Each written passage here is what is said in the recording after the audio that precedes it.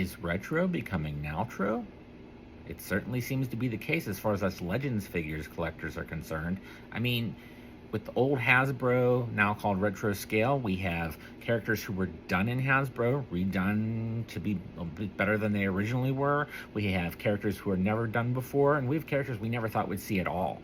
I mean, it's crazy. We've got from Epic, we have Barry Windham in a retro, and Ric Flair with their new series, a much better Ric Flair, Dr. Death, and we even have somebody who should have been there from the beginning, the Barbarian, complete with antlers.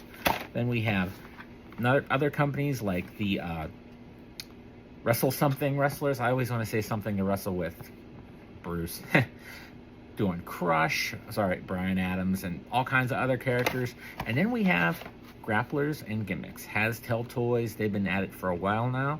They started with The Godfather and I believe Ahmed Johnson, and they've just taken off ever since then. I do say publicly a lot on social media that the Hasttel and the Epics are my favorites. I mean, they just hit, as the kids say, they slap. And I mean, they've even brought us Santa Claus. I mean, look at that. This is like a hefty, almost Yokozuna style retro figure. It's amazing. They have the Brain Busters, and they have the ones that we're going to be looking at today, which are, I believe, two of the newest. Damien Demento, and an updated version of Rick the Model Martel, who of course we had an original retro, but we're going to see how it measures up. I believe that the Jake the Snake figures are the newest. I actually saw Mitch, who is the head of Hasttel Toys, recently, and he did have a few of the Jakes available, but I wanted to pick up these two, do a little unboxing for you. Now, as I did with my Title Run Toys unboxing, which was a short I did recently, I do pre-slice them open because no one wants to see me fiddling with the scissors and cutting the bubble and cutting my finger and, you know, saying words that we shouldn't be saying on YouTube. Got to keep it family friendly. But here we go. Here is Damien Demento, and who ever thought we'd have a Mondo Clean figure? I mean, that is seriously what I said when he showed up on WWF TV all those years ago. I said, Mondo Clean, because we got Savoldi here for some reason, and he was Mondo Clean there in the IWCCW. But there you go. There he is. And he's kind of a strange guy. I mean, I met him about 18 years ago. I did ask Mitch how he was to work with. Mitch said he was good. He was fine. Well, easy to work with. That's always good to hear. And as you can see, I mean, he is, as they say again, toyetic. Look at that. I mean, you got to think that if he had been around a little bit longer, if his stint had lasted a little bit longer, more than the proverbial cup of coffee, he would have gotten original Hasbro. And this is probably what it would have looked like, too. Complete with the removable gimmick. That's what I'm going to call it. And I like the attention to detail in that you can see the shoulders a bit, and it's not like firmly on, because if you remember when he would do his little skulking around, it would move side to side. He was a very interesting character. Let's take it off, and if the retros, which only the Mattel ones do, had the move, he would be a slammer, a body slammer, as it were. And there it is right there. And he's got a good look. Not too close to real life there. Not like the little statues like one company likes to do. We're not going to name them.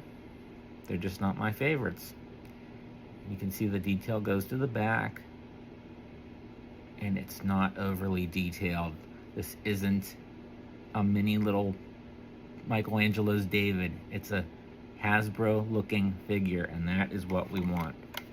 And the cards on these are very nice too, very Hasbro-esque. The pictures are art, as with most of the retro figures. And like I pointed out in the TRT video, I do appreciate the Real Wrestling Action homage right there, which is always cool to see. And I also appreciate, this is something I don't mention that often, I appreciate the facsimile autograph. Now, you know me. I know all of these guys' autographs by heart. I know what they look like.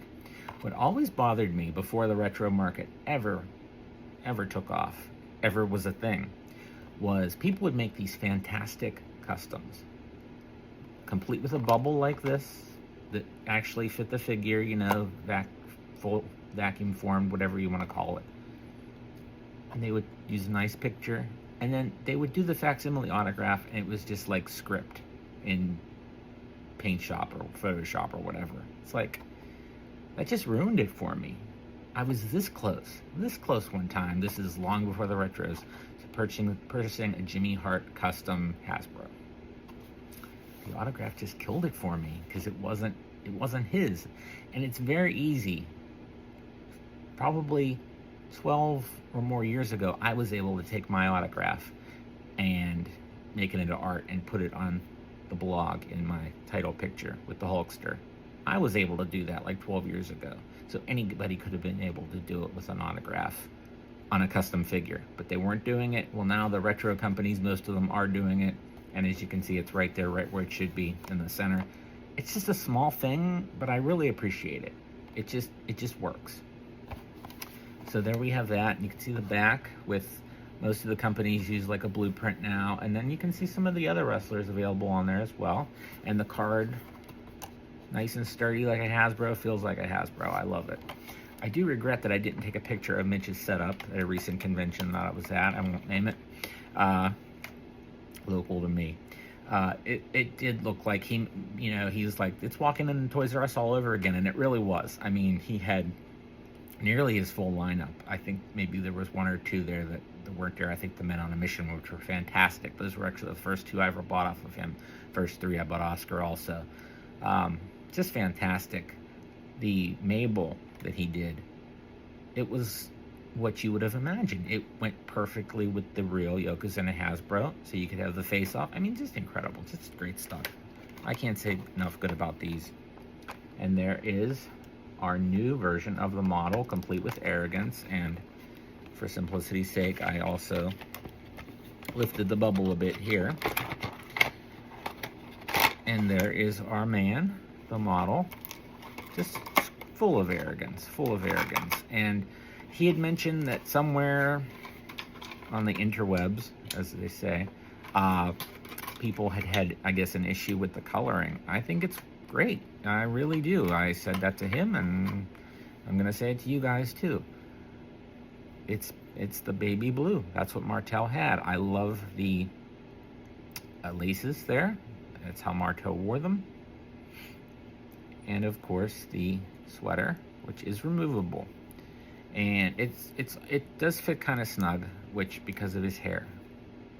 But it is removable. And, well, let's do the arrogance first. The arrogance, the atomizer, has a little peg there that you can put it right in his hand, which Hasbro really should have done. I mean, I guess they didn't want to deviate too much from his sculpt, which of course was just the first Randy Savage reused over and over again.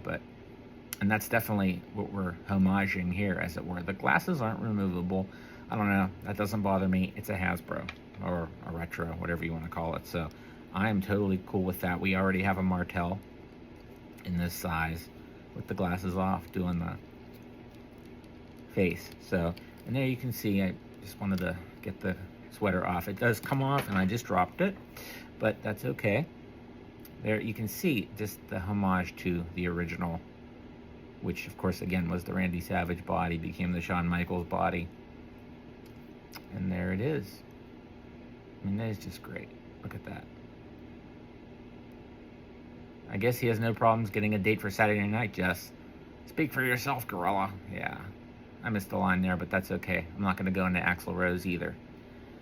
But there they are. I mean, two great new additions right there from Grapplers and Gimmicks. And the Hasttel toy logo is pretty cool too. You know what they're going for, the Hasbro toy logo. And that is indeed facsimile of Rick Martel's signature with the arrogant splash, which if Hasbro had made another one, they wouldn't have bothered renaming the move, because that was the same name they used, because they didn't ever do that. So there it is. A prequel model Hasbro, since this would have come, this look was before the one they eventually did do. I love these. I mean, like I said again, I think that Epic and Hasttel are probably the two best retro companies. I like the Wrestle Something wrestlers as well, as I showed you the Crush. They get a little too far into the... No, not all of them. I shouldn't say that, but this crush head could definitely be on like an elite style figure. It's really good. Maybe a little too far away from the Hasbros, and they do some people that just don't interest me. They do a lot of indie people, but that crush is definitely cool. But I'm telling you, the Grapplers and Gimmicks are just getting better and better. The Rougeaus are still, I think, his Rougeaus are still my favorite retro figures done yet. I told him that as well. And I'm pretty excited to open this Santa Claus up and see what we've got there too. But, you know, I'm thinking of something here. Wait a second. So, you know, we have Barry Windham from Epic. And we have Ric Flair from Epic, which I always hated the Hasbro Ric Flair. The Mattel one's pretty good. I like that one. This one is just really cool. And then from Hasttel, we have Arn and Tully.